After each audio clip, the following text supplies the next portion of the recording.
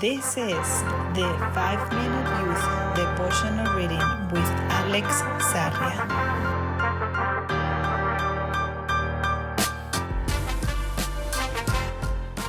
June 19th. That nose looks familiar.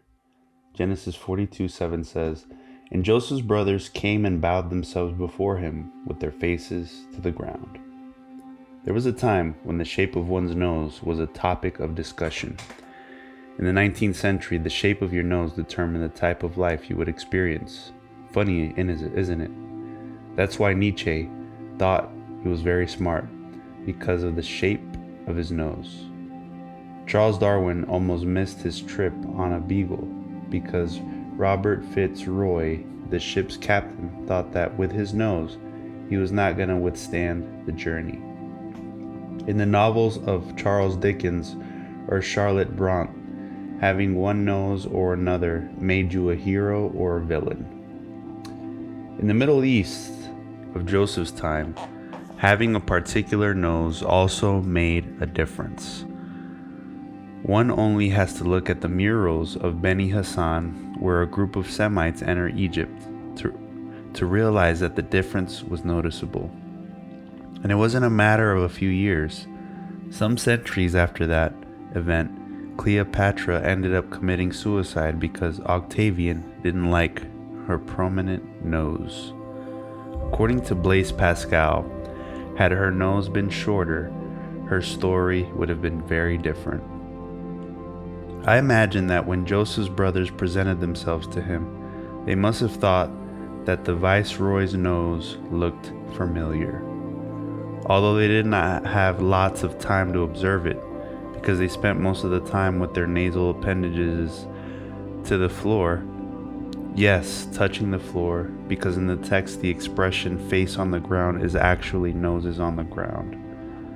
What a paradox! Smashed and dusty noses of people who a few years before would stick their noses up in the air. This was the perfect opportunity to crush them completely. But Joseph did not think that way.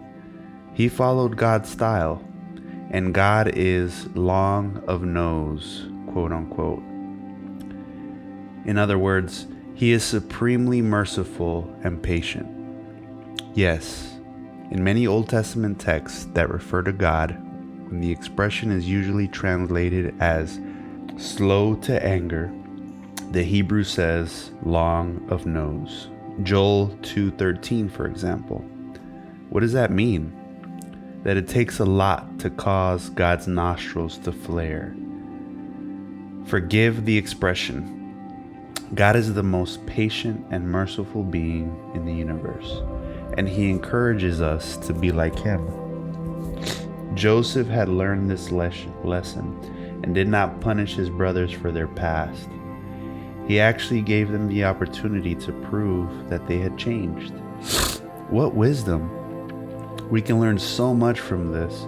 It doesn't really matter whether your nose is flat, pointy, or Roman, but it must be godly. It must breathe opportunities and mercy. If Joseph, who was someone like us, did it, this means that you can too. Try it.